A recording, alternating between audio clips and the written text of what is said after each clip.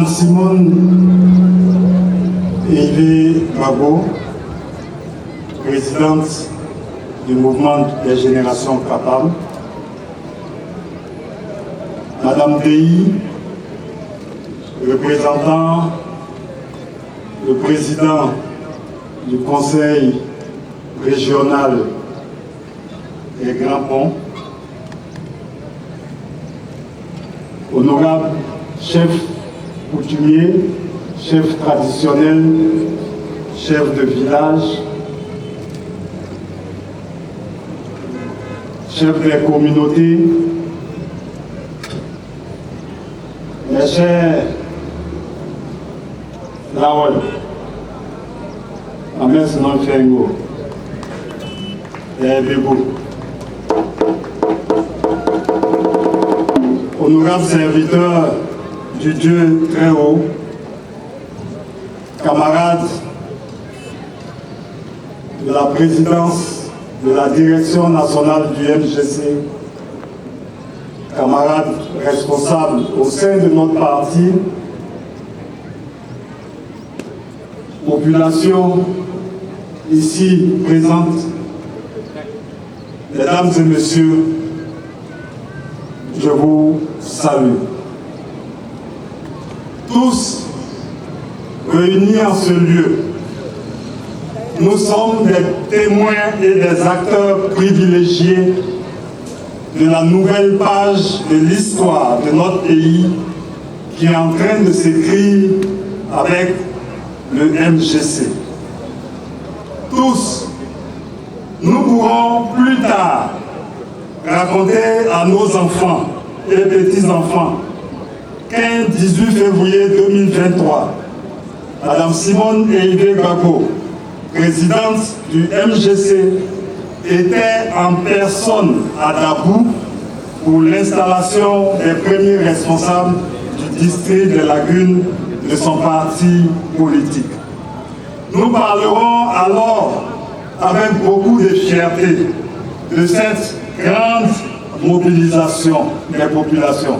Nous parlerons avec beaucoup de fierté de l'ambiance chaleureuse qui a régné durant toute la cérémonie et nous pourrons conclure qu'il ne pouvait pas en être autrement puisque Madame Simone Gbagbo est dans le cœur des Ivoiriens et de tous ceux qui vivent en Côte d'Ivoire. Population du Lève-Boutou, population des Grands Ponts, population du district des Lagunes, pour l'honneur que Madame Simone Gbagbo nous fait d'être là elle-même, disons-lui tous ensemble merci dans nos langues maternelles respectives. Disons-lui maintenant merci dans nos langues respectives. Madame Gbagbo, bien haut, bien sincère,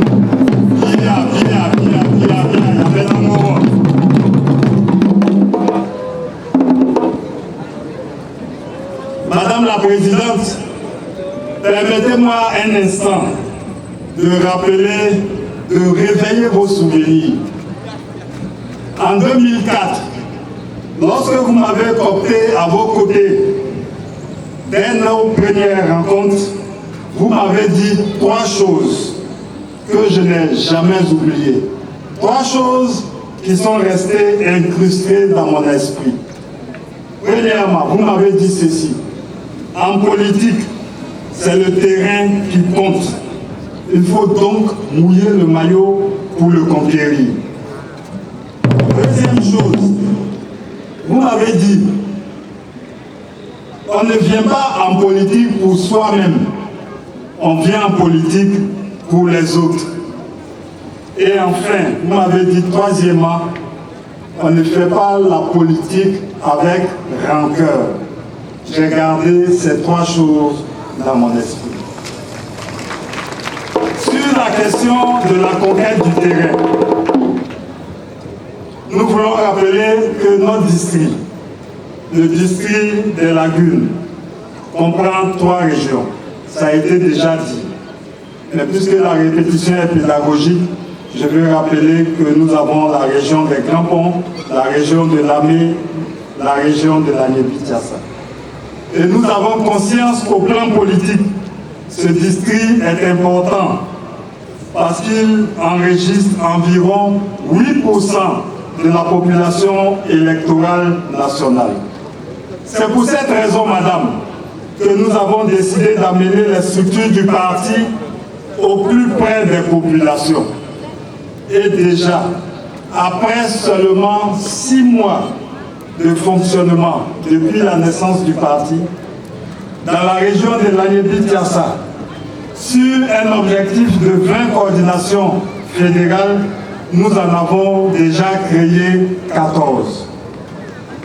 Dans la région de Lamé, sur un objectif de 13 coordinations fédérales, nous en avons déjà créé 11. Et ici, dans la région des Grands Ponts, les 6 coordinations fédérales que nous envisagions de créer le sont déjà. Cette percée dans le district s'explique entre autres par le fait que les populations du district des Lagunes sont sociologiquement très proches des idéaux de notre parti. Il y a en effet de fortes similitudes entre les valeurs prônées par le MGC et la façon d'être de ces populations. Je voudrais étayer mon propos par 5 exemples.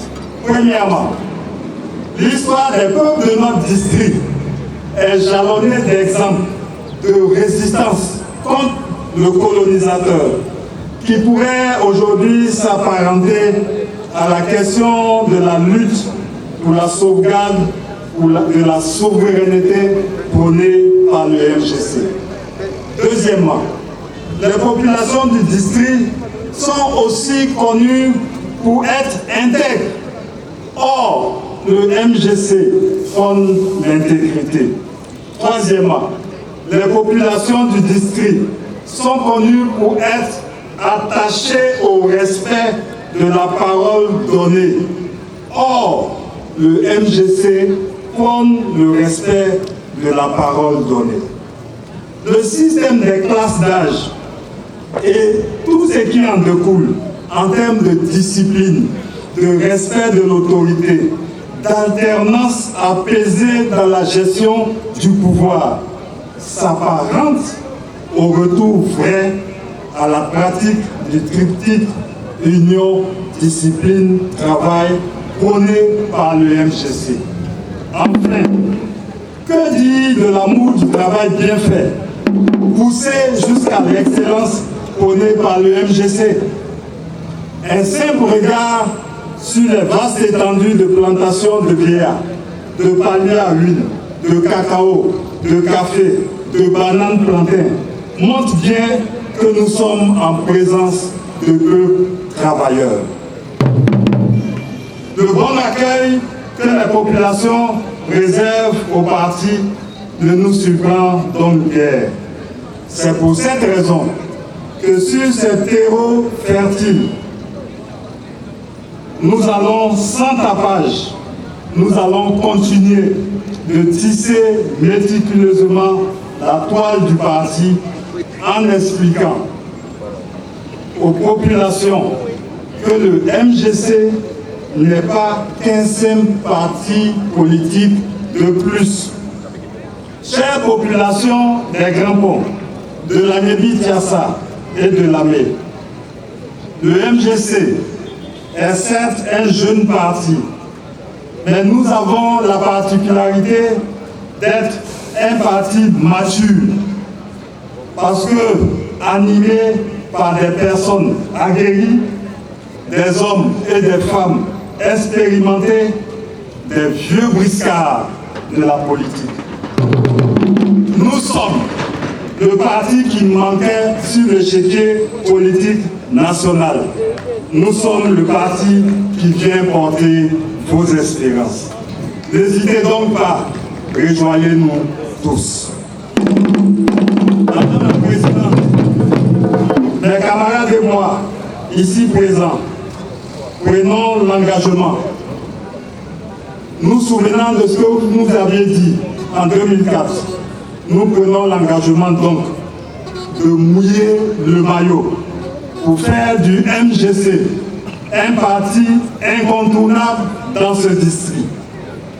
Au-delà de notre territoire de compétence, notre humble ambition est, avec l'aide de Dieu, de faire du district des Lagunes la locomotive de tous les districts du MGC. Sur la question de faire la politique non pour soi-même, mais pour les autres, nous avons conscience que même sans étant au pouvoir, nous devons travailler pour le bien-être des populations de nos régions. Et c'est pour cela que nous sommes très attentifs aux monographies des régions de notre district. Et déjà, nous pouvons dire que sur le plan économique, notre district regorge de nombreuses potentialités. Et il nous appartient, en tant que responsables, de trouver les voies et moyens qui permettront au district, malheureusement un peu contrarié dans sa croissance par le problème de la chute des prix brochants du cacao, de l'EVA et de panier à huile, il nous appartient d'aider le district à travers nos actions à retrouver une nouvelle dynamique de développement viable et pérenne. Les coordonnateurs régions et moi, nous attellerons en tant que responsables politiques à ouvrir davantage les yeux des populations sur les mines d'or sur lesquelles ils sont assis et qui sont malheureusement trop souvent méconnues. Madame la Présidente, voici donc maintenant près de 20 ans que je suis au travail à vos côtés.